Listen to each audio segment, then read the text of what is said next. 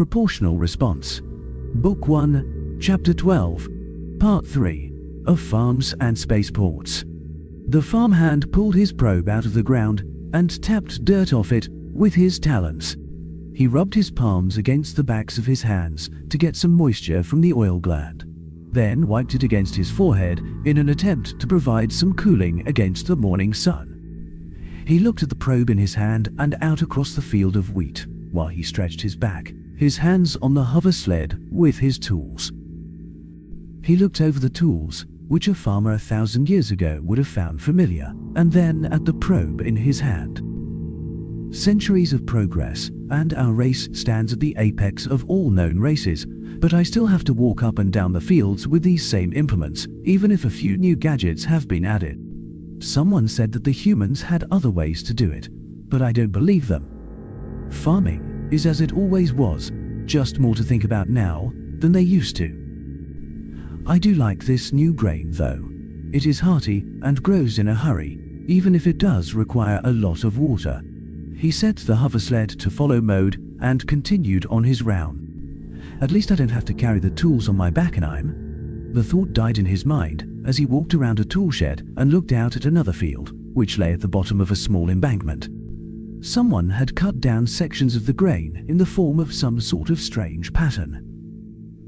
A handful of circles, connected by straight lines, had been cut from the field. He guessed whoever it was had taken about 20% of the crop from that 100-acre field. Fear gripped his heart and pulled his talons in tight. Nearly 20% of a field gone, overnight. When? How?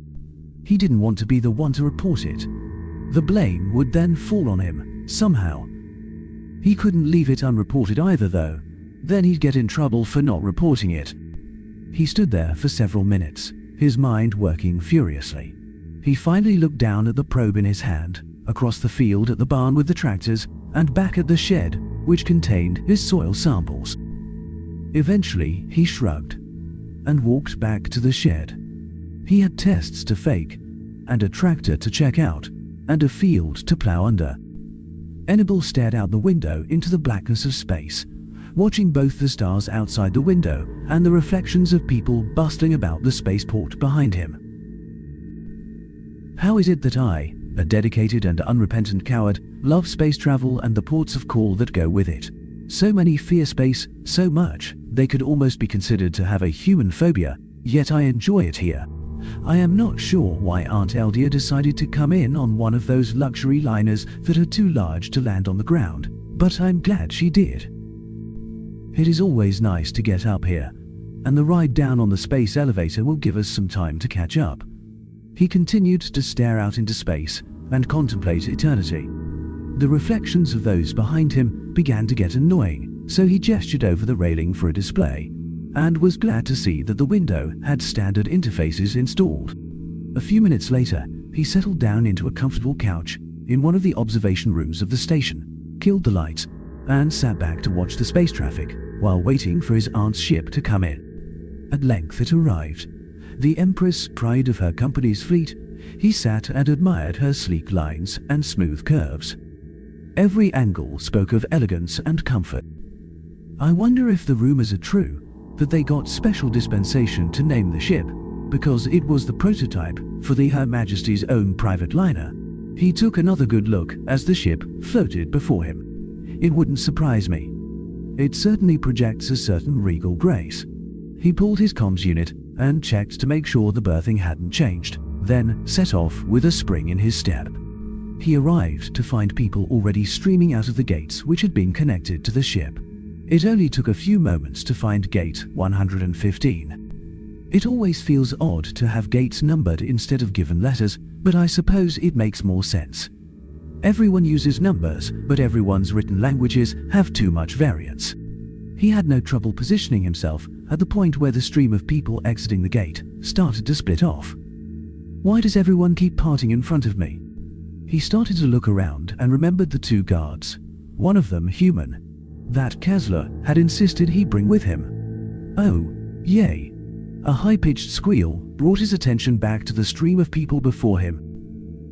My darling little Annabelle, so dashing in those ambassadorial robes, How have you remained single all this time?" He found himself wrapped in a hug as his aunt seemed to appear out of the crowd. She kissed him on both cheeks, then stepped back to hold him at arm's length. "Oh, my dear boy, I've missed you. Now, let Aunt Eldia have a good look at you." She stared him up and down, a large smile on her face. He took the opportunity to study her for a moment and found that nothing had changed. She wore the same sort of form-fitting pants and blousy shirt with a plunging neckline she'd become so well known for, and had kept herself in remarkable shape. He'd felt the strength in her when she hugged him. She finished her assessment and continued talking. "You filled out a bit. Good. I have to admit I'd gotten worried when you kept taking postings on low-gravity worlds, but I see the higher gravity here has done you good. Oh, but where are my manners?" She turned to a younger woman who'd stopped beside them and spoke in semi-formal tones.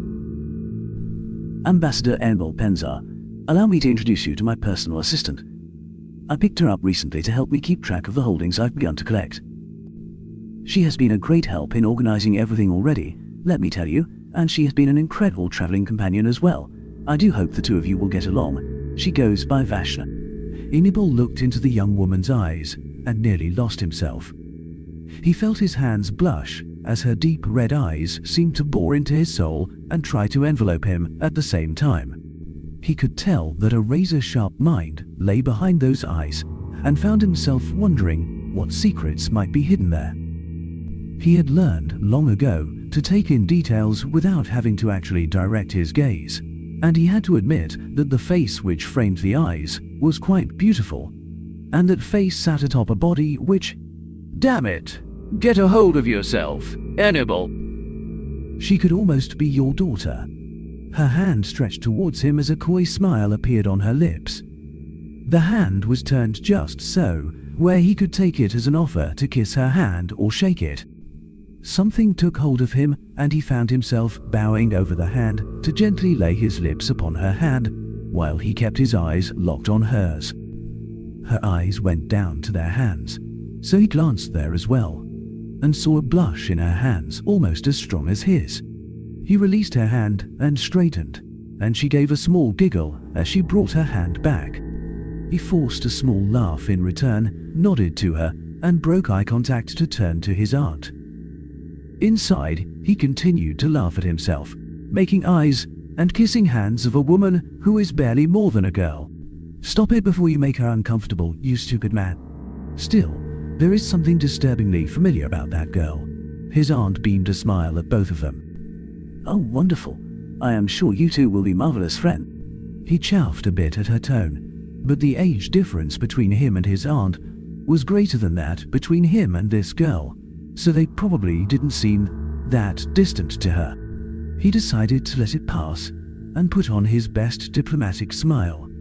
Aunt Elida gave him a look, the kind of look she used to use just before she thumped him on the head. He smirked at her, then favored her with a more normal expression.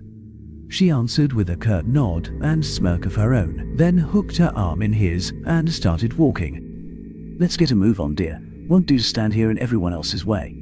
I have so much to tell you about the places I've been, and the deals I've made.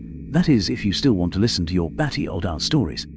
Her hand held the inside of his elbow, and he put his free hand over hers. "I always loved your tales, Aunt Elida. I may have grown older, but my love for your stories certainly hasn't changed. In fact, I think those tales have a certain responsibility for me choosing the path I did. Part of what I wanted to do was get out and experience the wide universe, meet new and interesting people, and see the sorts of things you described." She laughed, a hearty, inclusive laugh. He noticed that Vashna had fallen into step beside him, rather than by his aunt, but he kept his attention on his relative as she talked. "You may have managed to one-up me there, nephew.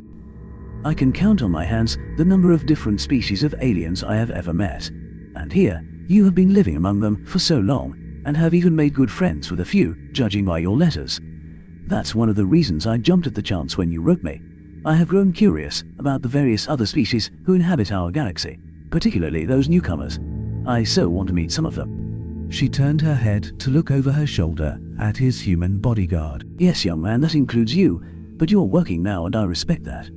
Once we are secure and you are off duty, I would be pleased to make your acquaintance if you have some free time."